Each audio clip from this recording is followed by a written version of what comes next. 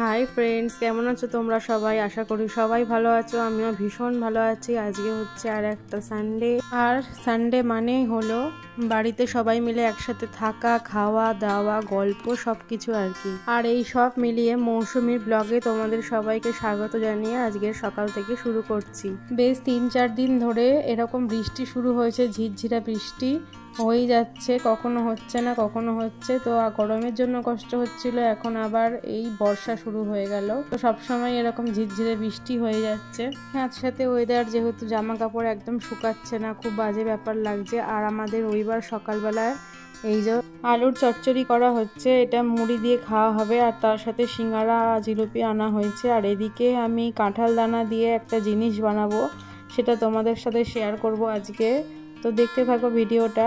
আর আমাদের এই যে সবজি টবজি সব নিয়ে চলে এসেছে সকাল সকাল, যেহেতু আজকে রবিবারের সকাল, তো সেহেতু আমাদের রবিবারেই মানে সম্পূর্ণ বাজার দোকান সবই হয়ে যায় সপ্তাহে। আর আমার ছেলে এই যে চাউমিন খাচ্ছে। আসলে গতকাল রাতে এরকম চিকেন চাউমিন করা হয়েছিল, তো বেশ কিছুটা বেঁচে গেছিলো।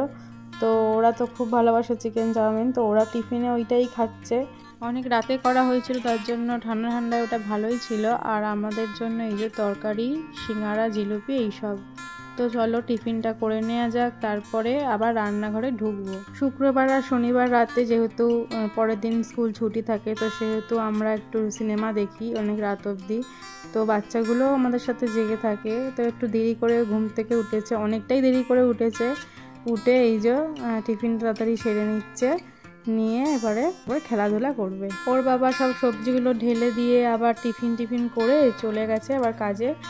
আর আমি এখানে বসে রসুন ছাড়াচ্ছি, আর মা এখানে সবজিগুলো সব গুছিয়ে রাখছে, তার সাথে যেগুলো কুটনো সেগুলো কেটে নিচ্ছে।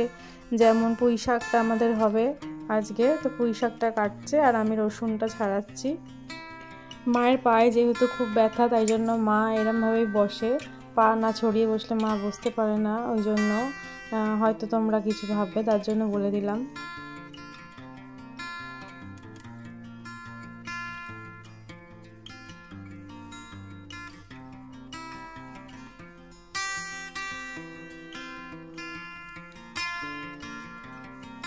যে ঘর অগোছালো হয়ে রয়েছে, তো মেয়ে সেগুলোই আর কি ঘুরিয়ে দেখাচ্ছে। আর এই যে ওর ভাইয়েরও ছবি তুলতে গেছে ঘরে, তো ওর ভাইও কি বলছে, ওকে বলছে আমি ফোন দেখছি।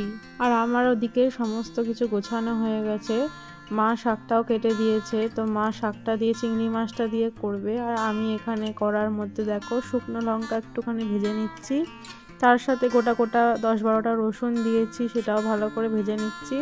আর অল্প একটু পেঁয়াজ দিয়ে সবটা ভালো করে ভেজে নিচ্ছি। কি বানাচ্ছি বলো তো? বানাচ্ছি হচ্ছে কাঁঠালের যে দানাটা আছে না, সেই দানাটা দিয়ে ভর্তা বানাচ্ছি। বীজটাকে আমি ভালো করে মানে শুকনো খোলায় গরম করে চাপা দিয়ে ভেজেছি। তোমরা কিন্তু সিদ্ধ করেও করতে পারো, সিদ্ধ মানে কুকারে সিটি মেরে নিতে পারো। আমি এর আগেও বানিয়েছিলাম সিটি করে, তো আজকে একটুখানি ভেজে করলাম। আর এই দেখো কড়ার মধ্যে আমার ভাজাগুলো হয়ে গেছে। আমি এর মধ্যে বেশি না 4-5টার মতন একটু চিংড়ি মাছ আর কয়েকটা কাঁচা লঙ্কা দিয়ে দিয়েছিলাম, এটাও আমি হালকা করে একটু ভেজে নিয়েছি। এই ভাজাটাকে আমি ভালো করে ঠান্ডা করে নিয়ে শিলনোড়ায় বেটে নেব। আর অন্যদিকে এই যে কাঁঠাল দানাগুলো আমি ছাড়িয়ে নিয়েছি, শুকনো খোলায় ভাজা যেহেতু ওগুলো হাফ সিদ্ধ হয়েই গেছে, তো এগুলোকে আমি ভালো করে ছাড়িয়ে নিয়ে পরিষ্কার করে নিয়ে এটাকে ভালো করে বেটে নেব। এই সময়টা কিন্তু কাঁঠাল দানা কম বেশি সবার বাড়িতেই থাকে, তো অবশ্যই এই জিনিসটা করে দেখো, ভালো লাগে খেতে। কাঁঠাল দানাটা একটু ধৈর্য ধরে বাটতে হয় আর কি, মানে একটু সময় সাপেক্ষ ব্যাপার। তো বেটে নিয়ে তারপরে কিছুই না, কড়ার মধ্যে একটু নাড়াচাড়া করে নেব, যেহেতু একটু জল লেগেছে আমার, তো নাড়াচাড়া করে একটুখানি ওপর দিয়ে সর্ষের তেল ছড়িয়ে দেবো, ব্যাস। আর এই যে মাছটা এখানে নুন হলুদ মাখিয়ে রেখে দিয়েছে মা, মাছটা আর শাকটা মা করবে, আমি শুধু কাঁঠাল দানাটা করবো বলেই এসেছিলাম। একটুখানি ফোড়নে কালো জিরে দিয়েছিলাম, আর ওপর থেকে অল্প একটু সর্ষের তেল আর কাঁচা পেঁয়াজ ছড়িয়ে দিয়েছি, ব্যাস। মা রান্না করেছে এই যে পুঁই শাকটা, বাকি যে চিংড়ি মাছটা দেখালাম সেইটা দিয়ে আর কাঁঠাল দানা দিয়ে, এটা দারুণ করেছিল মা দারুণ করে এটা। এখন এই বাচ্চাদেরকে খাইয়ে নেব, তারপরে আমরা খাবো, আগে ওদেরকে খাইয়ে নিই।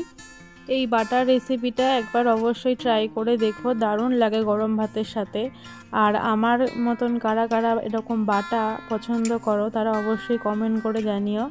আর হয়েছিল দেখো এই যে পমফ্রেট মাছটা, যেহেতু আলু নেই ওর মধ্যে তাই জন্য একটু আলু মাখাও করেছিলাম। তো আজকে আমাদের লাঞ্চে এইটাই হয়েছিল। তারপরে খাওয়া দাওয়াটা সেরে নিয়ে একটুখানি ওপরে এসেছিলাম। ওপরে ছেলেমেয়েরা একটুখানি টিভি দেখছিল, কারণ ওরা যেহেতু ছুটি একটুখানি টিভি দেখতে বসেছিল। তো আমার মেয়ে অনেক দিন ধরে বায়না করছিল যে নূপুর পরবে নূপুর পরবে।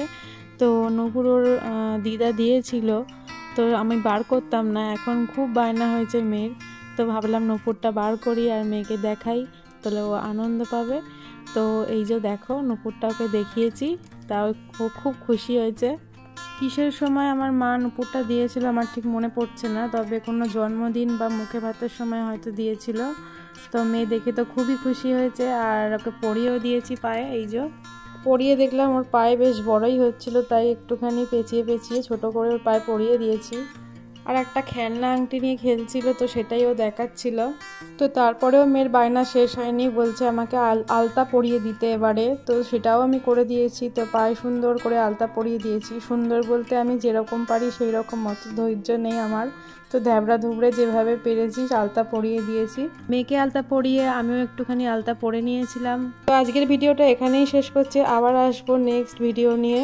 যদি আমার ভিডিওটি ভালো লাগে তাহলে অবশ্যই একটা লাইক দিয়ে কমেন্ট করবেন, আর যদি কেউ নতুন দেখে থাকেন তাহলে অবশ্যই আমার চ্যানেলটিকে সাবস্ক্রাইব করে দেবেন, আর অবশ্যই আমার পাশে থাকার অনুরোধ রইল।